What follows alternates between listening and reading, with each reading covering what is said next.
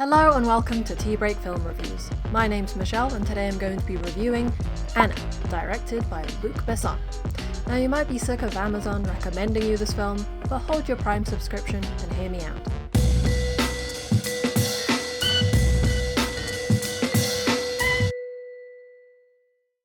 Anna follows the character of Anna Poliatova, a woman eager to escape her deadbeat life who is hired by the KGB to be a spy. She kills many people, changes many allegiances, and voila, that's it. I found it difficult to decide how to approach this review. On the one hand, I found this film predictable and cliched, those time jumps get really old really quickly, and I'm with Helen Mirren's character from the start. Even if Anna's father was in the military, that doesn't necessarily mean that she will be a good fit for the KGB. But then I read some reviews, and I looked at Luc Besson's other films. There's a lot of hostility towards some of his female characters lacking depth, being pretty faces and not much else, but I don't think that's fair. I think what Luc Besson brings to the table is films that fill a gap in a pocket of film culture that lacks female representation. Let me elaborate. Take Anna, Lucy, and Nikita, three butt-kicking, badass action heroes in three of Luc Besson's films. Other examples of such action heroes include John Wick, James Bond, and any character Jason Statham ever plays. There's a long history of male action heroes, catalogued perfectly in the Expendables franchise, but as soon as female action heroes come along, they're immediately criticized for shallow portrayals, for plot holes, for not doing better than their genre. The margin for error is so much stricter. People don't watch the Transporter films for the plot. They watch the Fast and Furious films despite the plot. But that's not the main selling point of the genre, so I want to consider Anna for what it is, just like I did Bumblebee. That was finally a Transformers film that did something different.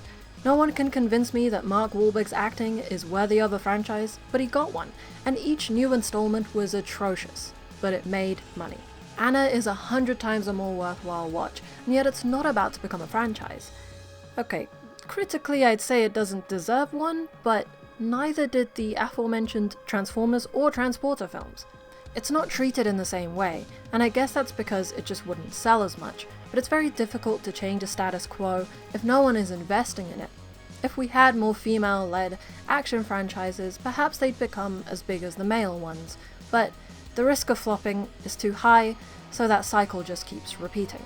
There's not much more I can say about this, because it would lead me into a cycle of repeating myself, so let's go back to Anna. The actress playing our protagonist is Sasha Luss, a real-life modeling icon from the Russian fashion industry. Given her lack of acting experience, I think she does well. The fighting is fun, the angry modeling is entertaining, and she's a good lead. At times her pleas for freedom come off as a little insincere, but I think that's down to the script that doesn't really give her much to work with in those moments. Her character sort of meanders between using the KGB to gain her freedom, but also not really understanding the seriousness of being in the KGB. A lot of the confusion around the protagonist can be forgiven, however, with the stellar performance of Helen Mirren. She absolutely steals the show in every one of her scenes, and I am all for it. If you love her, you'll love this film. In relation to Luc Besson's other films, Anna sits between Léon the Professional and Adèle Blanc-Sec. Léon was all about those truthful, strong, intimate portrayals of characters, whilst Adèle Blanc-Sec is all whimsy. I am glad that Anna doesn't take itself too seriously, but perhaps pushing a little more on the side of whimsy would have helped to alleviate that insincerity with those serious moments. Now a few things about the editing. They did that thing where they establish a time frame within the film, and then that time passes as you watch the film. That's nice, I really enjoy that stuff.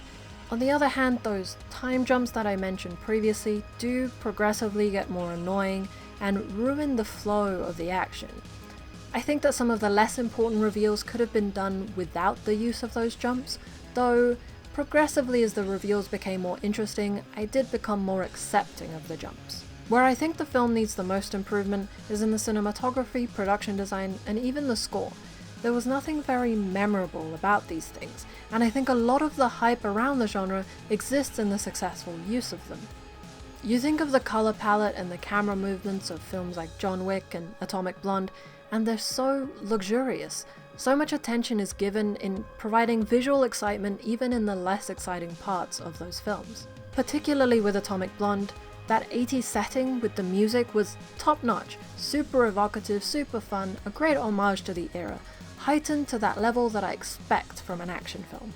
The cinematography as well, in partnership with the editing, was used to create sequences with more dynamic movements and more surprises for the audience.